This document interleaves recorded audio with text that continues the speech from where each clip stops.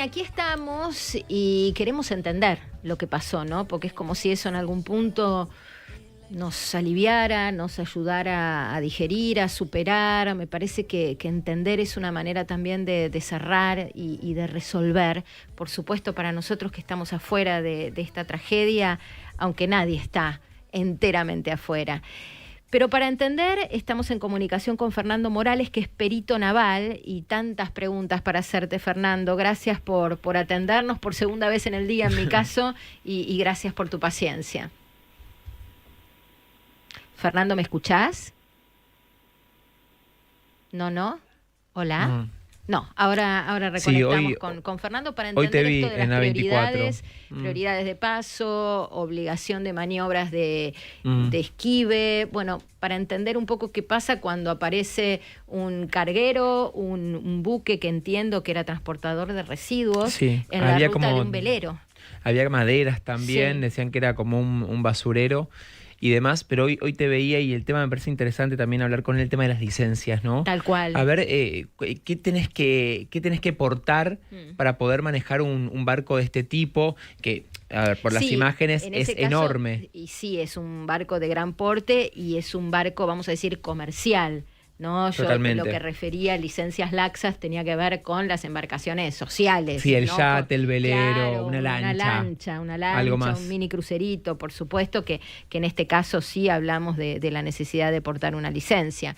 Me avisan si está Fernando en línea, estamos en el 11 3500 1079 y también aparecieron algunos posteos de famosos, algunos más relevantes que otros, digamos. Me quedo con el de Benjamín Vicuña, me parece que fue uno de los más logrados en el sentido de dar en la tecla de la fibra que se nos movió a todos, ¿no? Benjamín puso hace 5 horas, en una fría mañana donde el dolor de una familia es el dolor de un pueblo, de una comunidad absorta frente a la tragedia, nos hacemos preguntas que jamás tendrán respuesta. Somos esa familia, somos la naturaleza que estalla, que erupciona y cambia, que se abraza. Mi corazón está con ustedes, familia Yankelevich. Esto dijo Benjamín Vicuña. También quien habló fue Nico Vázquez. Nico, que tiene un vínculo muy estrecho tanto con Gustavo como con Cris. Claro. Recordemos Jimena también, Jimena Cardi también. Recordemos que Gustavo es el productor de Rocky hoy, y bueno, que también vivió una tragedia con el fallecimiento de Santiago, su hermano. Nico puso: hay momentos que ningún corazón está preparado para atravesar, situaciones que nos sacuden de raíz, que no tienen explicación, ni lógica, ni consuelo posible. La partida de Mila es una de esas tragedias que duelen hasta el alma, y más aún cuando la vida golpea por segunda vez a la misma familia. No hay por qué, no hay para qué, solo el dolor y el amor latiendo al mismo tiempo. No hay respuestas, pero sí hay abrazos, oraciones, manos que se tienden y corazones que se unen. Porque aunque no seamos familia de sangre, lo que sentimos nos hermana. Que todo el amor del mundo los rodee, que la fuerza de quienes los aman los sostengan y el tiempo, ese aliado silencioso, les ayude a respirar de nuevo. Pido a Dios que los abrace, que les dé la templanza y el consuelo que necesitan para seguir unidos, para seguir caminando. Creo y sé profundamente que quienes partieron siguen estando de otra forma, en otra luz, acompañado de ese otro plano que no entendemos, pero sentimos. Que cada pensamiento, cada rezo, cada energía de amor que llegue hasta ustedes les recuerde que no están solos, que hay una red invisible empujándolos con ternura y esperanza. Porque sí, el amor de este lado o del otro nunca deja de estar. Tomás, Sofía, Gus, Cris, familia, los quiero mucho. Ahí lo veíamos a la gente que está en YouTube, lo que escribía Nico Vázquez. Y me quedo con esto de no hay por qué y no hay para qué. Viste que uno se pregunta por qué, qué me viene a enseñar, qué tengo que aprender, qué mensaje, qué sé yo, no sé. Está bien que cada uno lo sublima como puede, lo interpreta como quiere y lo digiere como su corazón y sus convicciones de fe se lo permiten. Pero yo creo en esto de no hay por qué, no hay para qué, ¿viste? Te no hay toca consuelo, no hay consuelo, no estás. Y vos decís, ¿por qué a mí? Y también podrías decir, ¿por qué no a mí? En este caso, ¿por qué no a ellos? Porque ya les había tocado. Vos ya sabés, les había Mari, tocado. Por eso, ¿por qué no a ellos? Por eso lo que decía Nico, ¿no? Cuando esta tragedia te golpea 2 veces. Pero en definitiva, me parece que la fe es lo único que te ayuda a acomodar, ¿no? Y tus propias creencias. Yo creo que no hay ni por qué ni para qué.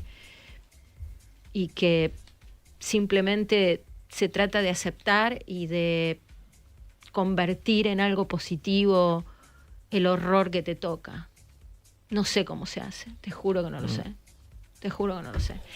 Estamos en el 11 3500 1079. Contanos lo que quieras, lo que te pase en esta tarde, en este día triste para los argentinos, porque todos nosotros de alguna manera estamos tocados, y aunque no seas ni fan de Cris, ni conozcas a Gustavo, ni sepas quién es Tomás o quién es Sofía, bueno, o no hayas sido un fanático de Romina, ¿cómo no empatizar con una familia que atraviesa una tragedia semejante? Te estamos escuchando, 11 3500 1079. Contanos.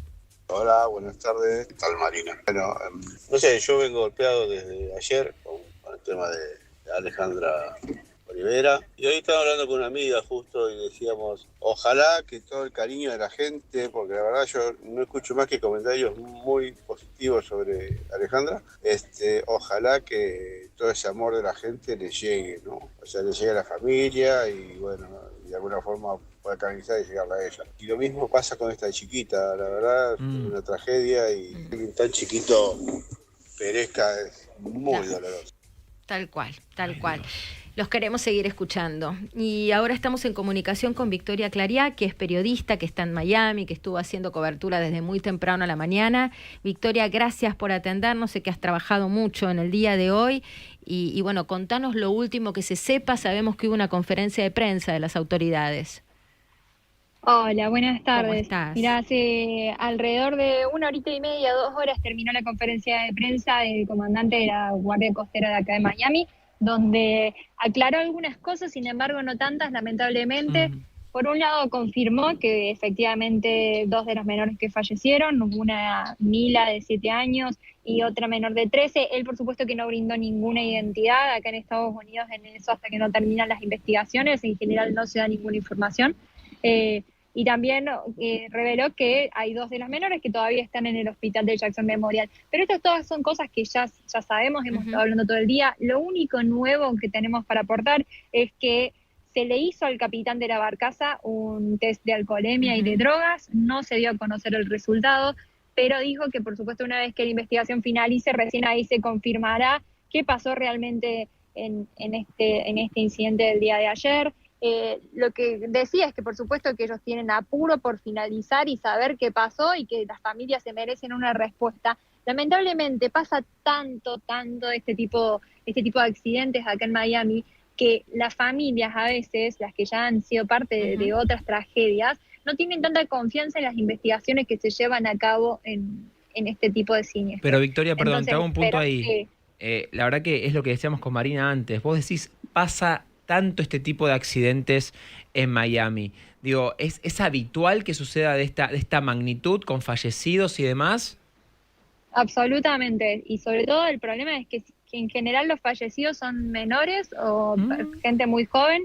En los últimos meses han habido casos terribles. Recién, yo estoy en este momento, miren, estoy en la zona de la Bahía de Biscayne, que es muy cerquita de donde ocurrió el hecho, y charlando con los vecinos, una me contaba que, me pregunta, ¿estás hablando del accidente que de ayer? Le digo, sí, y me dice, ¿vos sabés que la hija de mis amigos falleció en otro siniestro el año pasado? Me dice. Y digo, con la normalidad que sucede y el poco control y la falta de leyes que hay alrededor de esto, por supuesto que es clave lo que estás diciendo, Victoria, porque vos volvés a esta idea de poco control y falta de leyes. Recién leíamos una información en relación a que el 1 de julio pasado entraron en vigencia algunas nuevas normas de navegación que lo que hacen es flexibilizar los controles, impedir que, por ejemplo, puedan abordar embarcaciones sin causa aparente. O sea, vos confirmás que un poco el agua en esa zona, en esa bahía, es tierra de nadie y es un territorio anárquico. ¿Vos confirmás que hay poco control? Absolutamente, hay poco control durante, digamos, en la bahía en sí y también en la previa. Entonces, ¿cómo hace toda esta gente para tener acceso a navegar estos botes? Sí, hay un curso que uno tiene que hacer para poder manejar este tipo de lanchas o otro tipo, pero la realidad es que no es suficiente, porque si todos los fines de semana estamos viendo que pasa algo, sin ir más lejos, uno de los casos más graves que ocurrieron en el último tiempo acá es que un hombre, por ejemplo, amarró mal su bote Entonces el bote luego terminó en la otra parte de la bahía, chocó contra otro y murió una joven. Entonces imagínense lo que le estamos hablando ahí de accidentes de botes que ni siquiera están con una persona al mando. Está claro lo que contás y es muy impactante, y un poco en todo tu relato está la explicación, y lo pongo entre comillas, de cómo pueden coincidir en una misma ruta náutica una embarcación de porte enorme, un carguero con un velero con la vela desplegada y menores a bordo. Exactamente.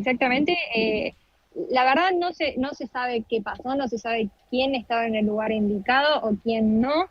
Esperamos tener más información al respecto en las próximas horas, pero sin dudas, de alguna u otra manera, ya sea si hubo o no negligencia por alguna de las partes, de alguna manera hay que modificar un poco el control que se está teniendo sobre la navegación en las bahías de Miami. Tal cual. Y contanos un poco de estas escuelas de Optimist, ¿no? Este club náutico que entiendo tiene muchos años y mucha reputación en el lugar. Y si es habitual, viste, uno que no vive en un lugar costero, sí ves que hacen Optimist o veleros en el delta argentino, qué sé yo, no sé. Perdón, pero esto era una escuela, para entender, o era una un colonia de verano, vacaciones. un campamento de verano Es que donde es una funcionaba colonia, una escuela como náutica. acá se colonia de vacaciones en Argentina. Sí. Pero también funcionaba una escuela. Una escuela náutica, sí. ¿Esto cuán habitual es? Porque, viste, también tantos niños al cuidado de una joven de 19 años, una joven o un joven, no es una cuestión de género. Sí. También nos llama la atención, pero quizás es normal. Acá es normal que participen, digamos, instructores jóvenes. Recordemos que en Estados Unidos la mayoría de edad es a los 21 años, recién ahí puedes empezar a tomar alcohol, entonces que a los 19 te estés haciendo cargo de cuidar 5 niños. Bueno, digamos, estás dando en otra tecla ahí. No le quiero dar responsabilidad a esta menor de edad, porque la responsabilidad es de los adultos que organizan este tipo de campamentos y que ponen a una sola jovencita a cargo de toda esta cantidad de gente. Pero estás diciendo algo clave, Victoria, estás diciendo a los 19 años en los Estados Unidos sos menor de edad. Y estaba a cargo de 5 niños más como único, entre comillas, adulto responsable, pero no siendo técnicamente un adulto, no siendo un adulto para la ley.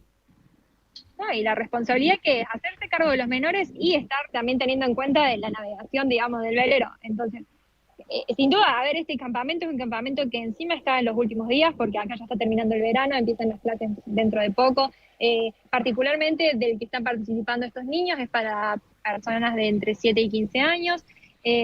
Y tienen algunas clases en el agua y tienen clases que no son en el agua, van variando los grupos. Es un campamento reconocido, que tiene muchos años, que no es la primera vez que hacen esto. Hoy leía de otra instructora que en su momento fue parte de este grupo y decía que siempre han sido muy cuidadosos con los niños, que siempre todos tienen el salvavidas.